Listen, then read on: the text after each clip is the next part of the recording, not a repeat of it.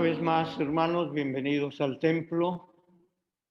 Esperamos en Dios que conforme pasen los domingos, más hermanos puedan regresar una vez que el contagio, la pandemia baje aún más a fin de sentirnos cómodos y seguros aquí en el templo.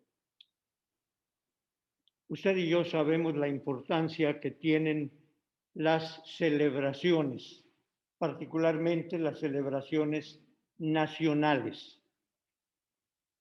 ¿Por qué es que decimos esto? Bueno, porque nos ayudan a recordar, a celebrar y a compartir nuestros valores, nuestra historia. Un 4 de julio es una celebración especial porque nos permite recordar históricamente el costo que se tuvo que pagar por la libertad.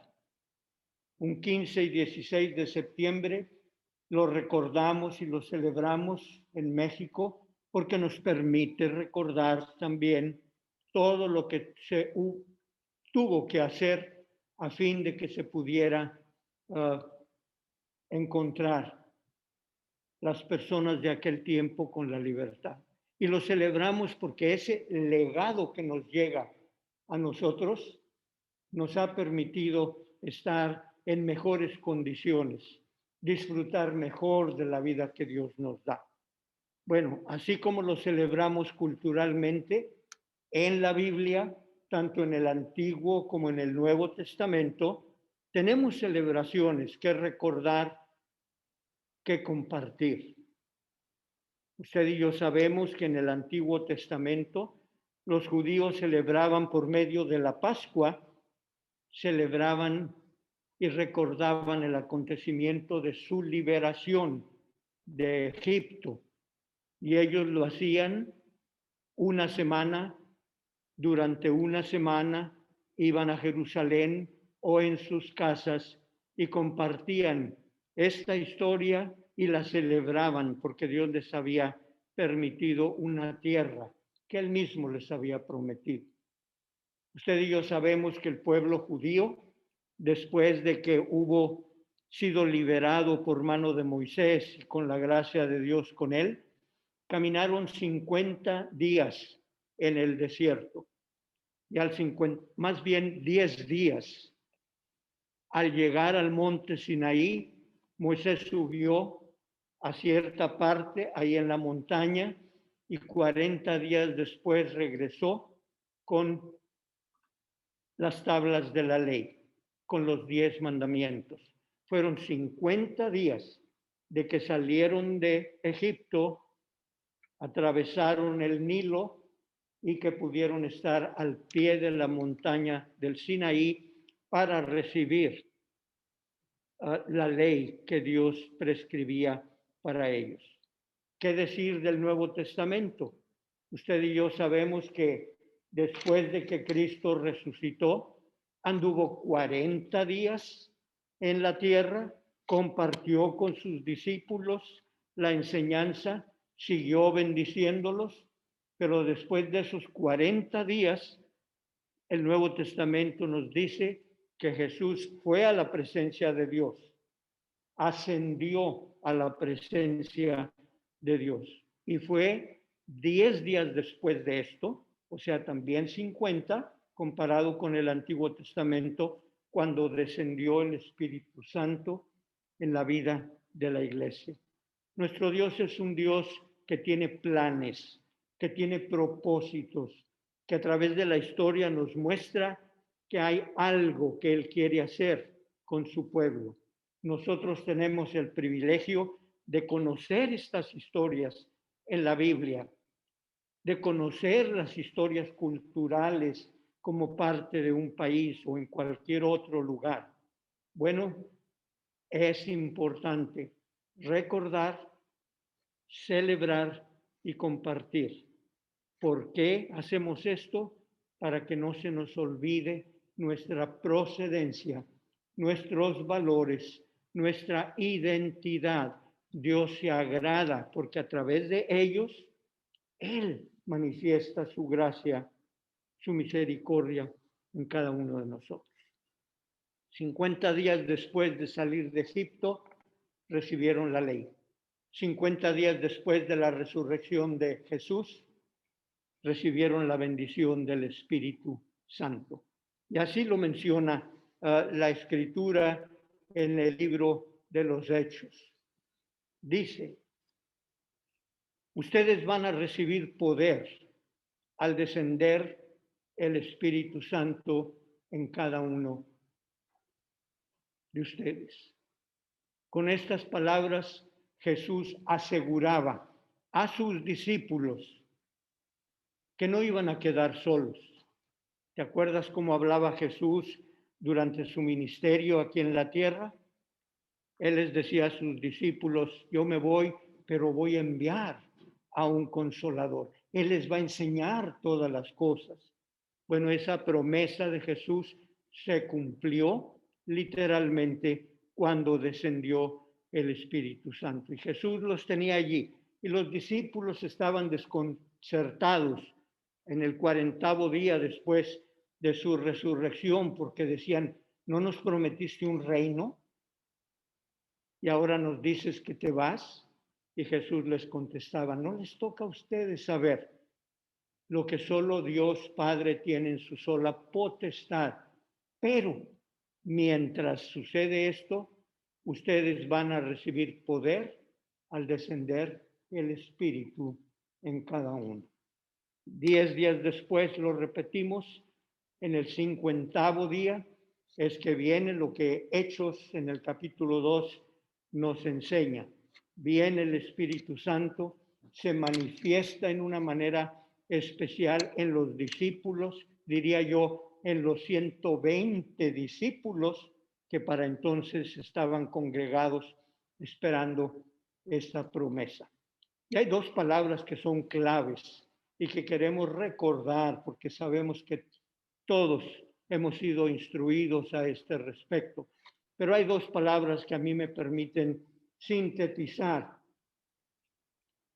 en qué consiste el descendimiento del Espíritu Santo. ¿Cuál fue el propósito de Dios para ti y para mí, como lo fue también para aquellas personas en la antigüedad? La primera palabra que viene a mi mente es empoderamiento. Sí, el descendimiento del Espíritu Santo en la vida de aquella iglesia y en la vida de cada uno de nosotros cuando creemos en Jesús, ese tiene un propósito específico, empoderarnos, que el Espíritu en nosotros nos capacite para poder cumplir con el ministerio que Dios le ha dado a la iglesia, un ministerio amplio. Y para ello todos necesitamos la bendición del Espíritu en nuestra vida. ¿A qué vino? ¿A qué descendió? Tú lo tienes, yo, todos los que creemos en Él lo tenemos, pero recuerden que en la Biblia se habla de que en ocasiones lo contristamos, lo apagamos, porque no estamos dispuestos a seguir el plan de Dios. Aquellas gentes recibieron poder. ¿Y en qué consistió ese poder? Bueno, consistió en que Dios les permitió hablar los lenguajes de la gente que estaba en Jerusalén en ese momento. Recuerde que en esa fecha, cuando descendió el Espíritu Santo, se estaba celebrando la fiesta de los tabernáculos en la tradición judía. Es decir, celebraban el tiempo en que habían habitado en cabañas durante el desierto. Entonces, como celebraban una fiesta nacional, había gente de toda Palestina, había judíos que venían de otras partes, inclusive personas que no siendo judíos acudieron a aquella fiesta. Entonces Dios empoderó a los apóstoles para que le pudieran hablar en la propia lengua a cada uno de ellos. Hoy en día yo veo en esto un valor muy especial. Dios nos ha dado el Espíritu Santo para empoderarnos. El don de lenguas, pero ¿cuál don de lenguas? El lenguaje de la igualdad, el lenguaje de la justicia, de la generosidad, el lenguaje del amor, porque a través de estos lenguajes podemos llegar a muchas más personas y no solamente los que formamos parte de la iglesia o en un momento dado estamos dentro del templo. Sí, hemos sido empoderados con el Espíritu Santo para poder cumplir con el propósito de Dios en nuestras vidas. No estamos solos. Recuerda los cambios que vemos en la Biblia con respecto a los propios apóstoles. El Pedro antes del descendimiento del Espíritu Santo, al Pedro posterior al descendimiento del Espíritu Santo, están distanciados el uno del otro. El Pedro temeroso, el Pedro que negó a Jesús. Ahora lo vemos muy diferente, no negándolo, sino proclamándolo y compartiéndolo a pesar de los riesgos que se corrían de que pudieran ir a dar a la cárcel por los propios judíos, hermanos de cultura, de raza de ellos. Sí, así como por entonces Dios cumplió con la promesa de Jesús y al 50º día después de que resucitó, envió esta gracia, envió a la persona del Espíritu Santo para capacitarlos. Así tú hoy en día podemos pedirle a Dios que ese Espíritu Santo que mora en cada uno nos enseñe el lenguaje del amor, de la generosidad, el lenguaje de la igualdad, el lenguaje de la justicia, el lenguaje de la misericordia. Esta es una bendición que está al alcance tuyo, hermano, hermana, nuestro, de todo aquel que ha creído. Por eso es que no debemos dejar de pasar o en forma desapercibida fechas como esta. Tan importante es la Pascua cristiana en abril como es la fiesta del Pentecostés que hoy estamos compartiendo. Mi hermano, mi hermana, permite que el Espíritu trabaje en ti a fin de que cuando compartas algún mensaje con una persona, en tu familia, en el trabajo, en la comunidad, ahí manifiestes ese empoderamiento de poder hablar este lenguaje que como cristianos debemos de manifestar siempre. Todos los cristianos somos parte de un reino universal.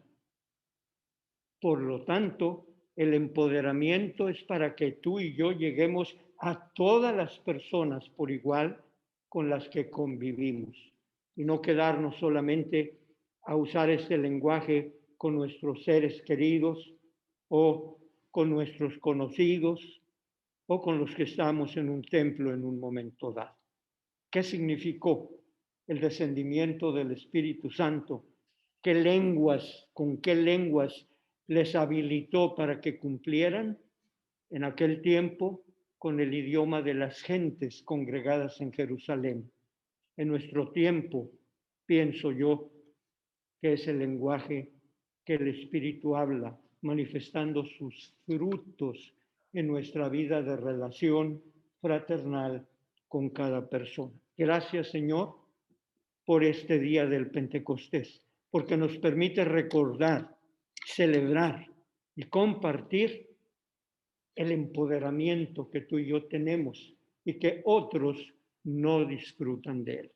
¿Cuál es la segunda palabra que yo encuentro de mensaje en el libro de los Hechos? Dice, y me serán testigos. Primero en Jerusalén, en Judea, en Samaria y hasta lo último de la tierra. Dios te ha dado el poder de su Espíritu para que hables el lenguaje como cristiano que debemos de emplear en nuestra vida de relación con las personas. ¿Para qué nos empoderó? Para que seamos testigos. Por favor, que se queden en su mente, sobre todo en su corazón, en esta mañana. Empoderamiento con el Espíritu para que yo testifique. ¿Para qué te bendijo Dios? Para esto. Y si nada más nos quedamos con la presencia del Espíritu, pero no somos testigos de la obra de Jesús, si no podemos hacer lo que Dios quiere en nuestras vidas, nos estamos quedando con todo respeto a medias. Mis hermanos, Dios nos empoderó con su Espíritu para que tú y yo testifiquemos. La palabra que se emplea en el idioma del Nuevo Testamento, la palabra testimonio, quiere decir a uno que le consta, a uno que ha visto, que ha vivido tal o cual acontecimiento y puede decirlo tal cual es. Entonces tú y yo conocemos la vida de Jesús. Tú y yo sabemos por la Biblia cómo su gracia fue derramada desde un principio y hasta este día. Tú y yo debemos testificar esa gracia de Dios. Que fui al hospital, Dios me sostuvo, me guió por medio de su Espíritu. ¿Para qué? Para que yo lo cuente a los demás. No son historias hechas, es tu experiencia diaria, viendo la mano y la dirección del Espíritu, lo que tú y yo debemos de compartir. Que no todos se van a oír, tú cumple con tu ministerio. Que algunos se van a burlar y van a decir, por favor, mi hermano, para eso nos empoderó Dios con su Espíritu, para ser testigos, ¿en dónde? En la casa, en el templo, en la comunidad y en el lugar en el mundo a donde Dios te envíe. Hay personas que han sido parte y que son de esta iglesia que no viven aquí, que por razones de sus trabajos están en otras partes. Hay familiares en otros lugares. Si tenemos manera, da testimonio de lo que hizo Dios contigo esta semana. ¿Pero qué hizo? Todo estuvo igual. Fue lo mismo. Pues eso mismo no te llegó por sí. Alguien estuvo guiándote para bendecirte y eso tú y yo lo debemos de compartir con los demás. Recibiréis poder cuando venga el Espíritu Santo sobre vosotros. Empoderamiento. Para que me sean testigos en cualquier lugar, con cualquier persona, más allá de sus culturas y de sus niveles sociales, económicos, académicos, más allá de eso, nuestra responsabilidad delante de Dios es responder a su gracia derramada en nosotros por su Espíritu y revertirla dando testimonio de lo que eso puede ser bendición también para las personas con las que tú y yo convivimos. Testimonio. Y escribí estas palabras que en parte me han permitido explicar hasta este momento. Debe ser un evangelismo radical e inclusivo. Déjenme decirles algo. En el consistorio de esta iglesia estamos estudiando o vamos este martes a empezar a estudiar un documento que viene de la Asamblea General, un documento que se titula 8 hábitos del evangelismo. ¿Por qué? Porque la Asamblea General está viendo la necesidad grande que tenemos como denominación de volver a las raíces, pero al hablar de evangelismo, hablarlo en una forma inclusive, y le llama radical porque está diciéndonos a través de este documento, tú tienes que compartir y dar testimonio de tu fe en forma radical, porque lo vas a hacer con quien te topes, con quien convivas, y no limitarlo a la escuela dominical o al rato que estamos en el templo. Evangelismo radical quiere decir llegar a cualquier persona en cualquier circunstancia en la que esté. Y estamos estudiando o vamos a estudiar este documento porque esperamos de allí sacar un proyecto proyecto que incluya a todos los miembros por igual, para que tú sepas qué es lo que quiere que Dios haga con este espíritu que ha puesto dentro de mí. Va a ser nada más una voz como la conciencia que me va a decir esto sí, esto no. Es mucho más. El ministerio del Espíritu tiene que ver con lo que tú vas a compartir y debes compartir a diario. Un evangelismo radical, inclusivo. Primero se hablaba, la iglesia es para los que somos de la misma cultura. Después vino un proyecto en la iglesia presbiteriana en donde dijeron, no, no es nada más con los tuyos, los de tu cultura. El evangelio debe ser multicultural.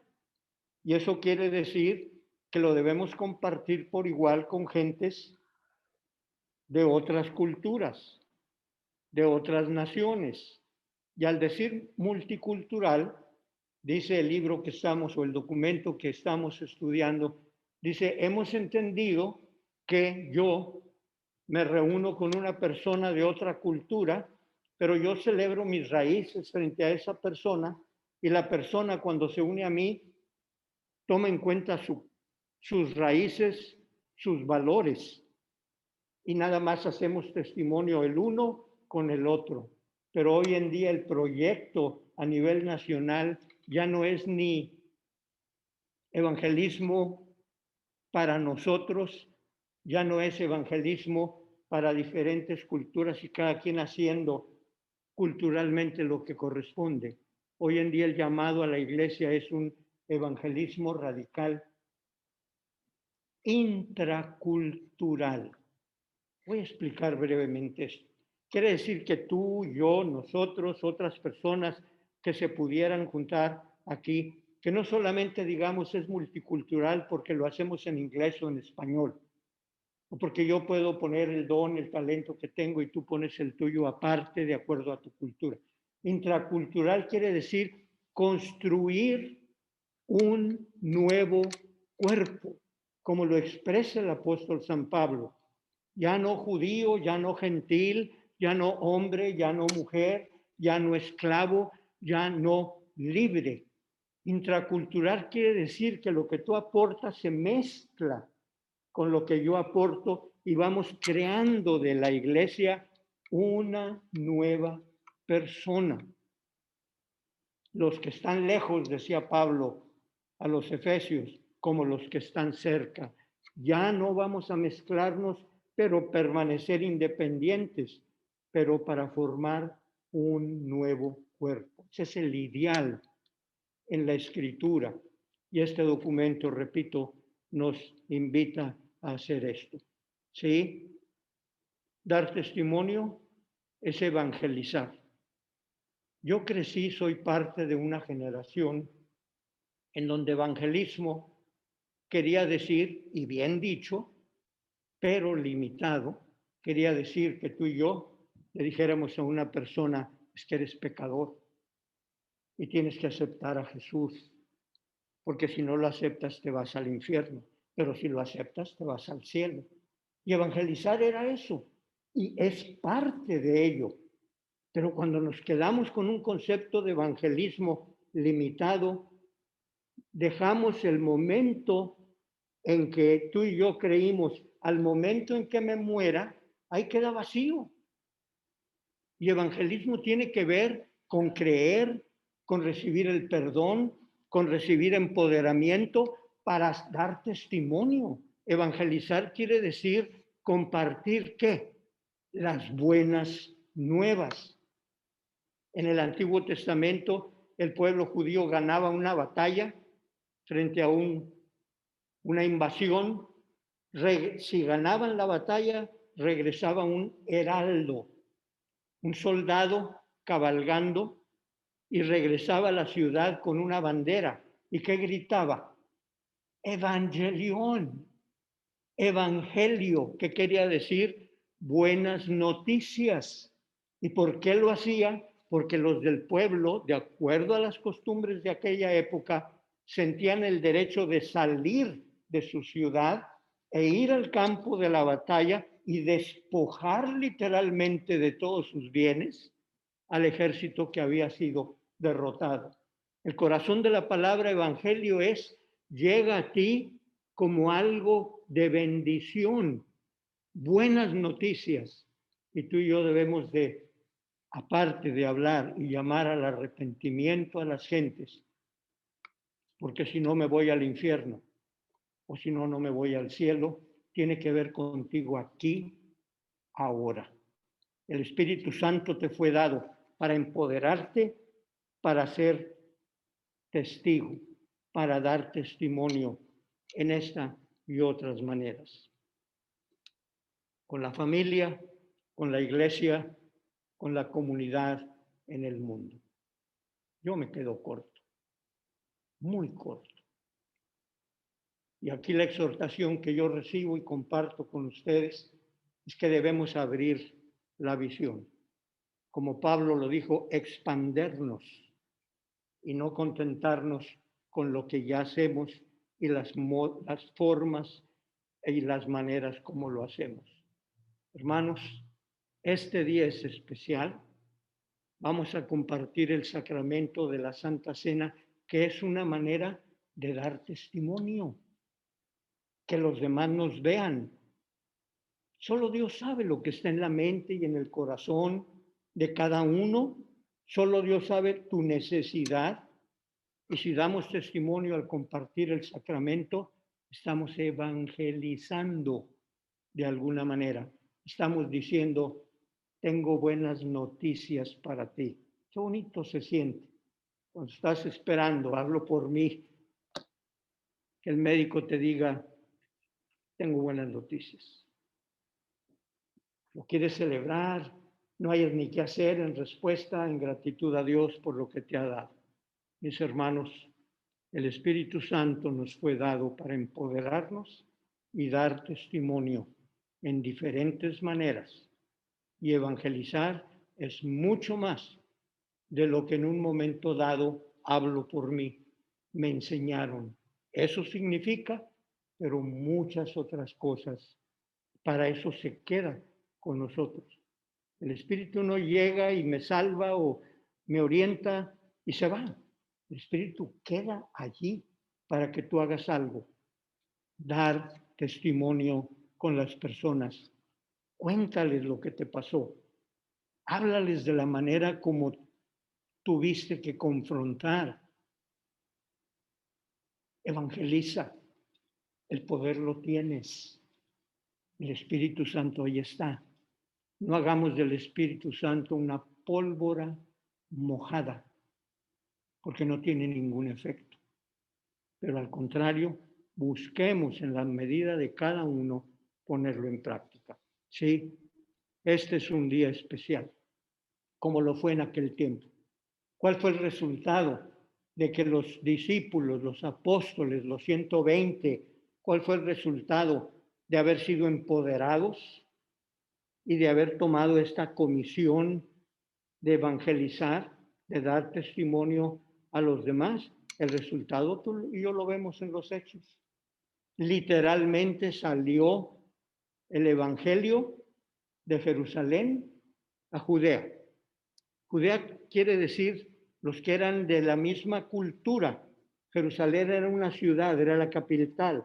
Judea era la nación o parte de la nación. Primero a los más cercanos a ti, después a Samaria, los que se habían separado desde tiempos antiguos, que no son propiamente parte de tu círculo, y por supuesto hasta lo último de la tierra. ¿Cuál fue el resultado? Hechos dice que una vez que fueron empoderados, que una vez que dieron testimonio, dice, y la iglesia crecía y se fortalecía y tenía favor con todo el pueblo. A eso debemos aspirar, mis hermanos. No a que nos conozcan como presbiterianos, que porque bautizamos niños o no bautizamos o de cierta manera. Olvídese de eso. Esas son fórmulas. Que nos conozcan porque pueden ver lo que la gracia de Dios hace contigo y conmigo. Recibiréis poder cuando haya venido sobre ustedes el Espíritu Santo y me serán testigos aquí, en la casa, en la ciudad, en la iglesia, en cualquier parte donde nos toque vivir.